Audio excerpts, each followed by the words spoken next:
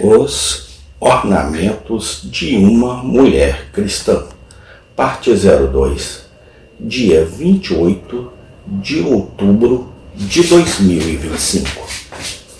Misericórdia quero e não sacrifício. Significa: prefiro misericórdia a sacrifício.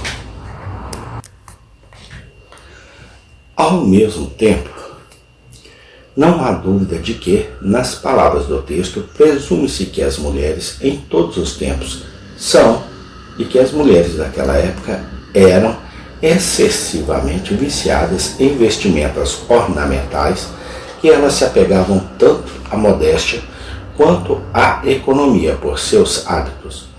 E, portanto, nesses versículos, o apóstolo estabeleceu algumas dicas muito importantes quanto aos princípios pelos quais as mulheres cristãs devem regular seu vestuário. Eles inculcam modéstia em oposição ao que é imodesto, economia em oposição à extravagância, custo excessivo.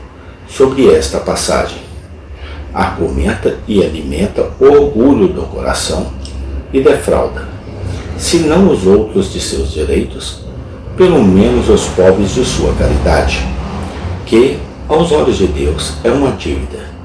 É muito mais conforto você terá em seu leito de morte, ao lembrar que, em tal momento, em vez de colocar renda em minhas próprias costas, ajustei a vestir uma parte nua. Reduzi um pouco minha extravagância anteriores para suprir as necessidades dos pobres. Muito mais doce será isso do que lembrar que eu poderia gastar grandes somas de dinheiro desnecessariamente para servir ao meu orgulho, enquanto renunciava a 1 centavo para socorrer os pobres. Creio eu, o verdadeiro significado do apóstolo. Não se deve supor que todo uso de ouro ou pérolas como artigos de vestuário seja proibido aqui. Mas a ideia é que a mulher cristã não deve buscá-los como adorno que deseja, ou imitar o mundo nessas decorações pessoais.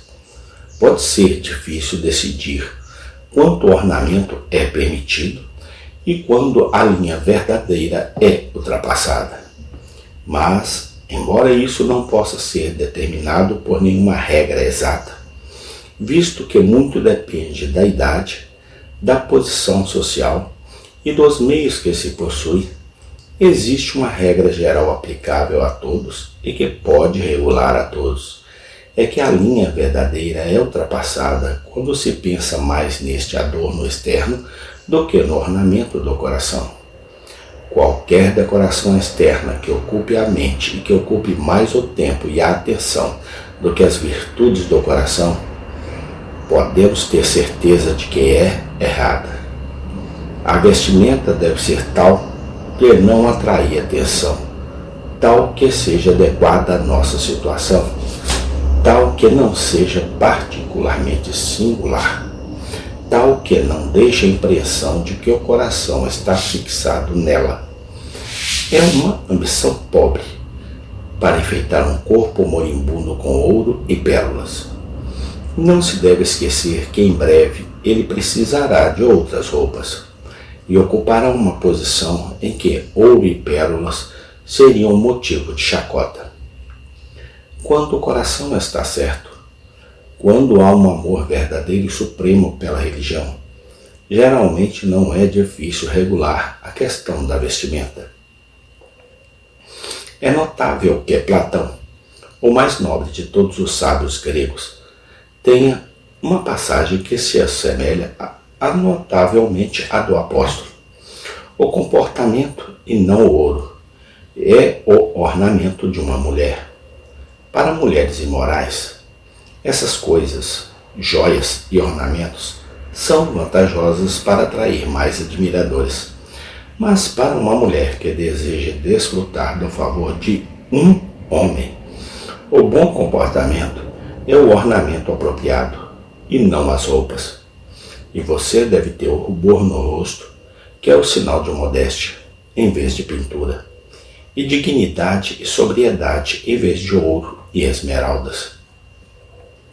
É impossível não notar essa semelhança entre o apóstolo e o filósofo. É igualmente impossível poder-se ir a pensar, não notar a superioridade de um sobre a razão da inspiração do outro. O filósofo é terreno. Terreno, o apóstolo traz à tona a autoridade de Deus e o poder do mundo invisível. Enquanto Platão induz as esposas a buscarem exclusivamente a honra que vem dos homens, Pedro as ensina a buscar a honra que vem de Deus. O verdadeiro juiz da excelência, a grande fonte da honra. Antes de deixarmos de lado este assunto da decoração pessoal, observemos a belíssima referência que o apóstolo faz àquela parte da nossa natureza que deve ser a sua principal preocupação, embelezar. Não se preocupem com a beleza exterior, que depende de penteados extravagantes, joias caras ou roupas bonitas.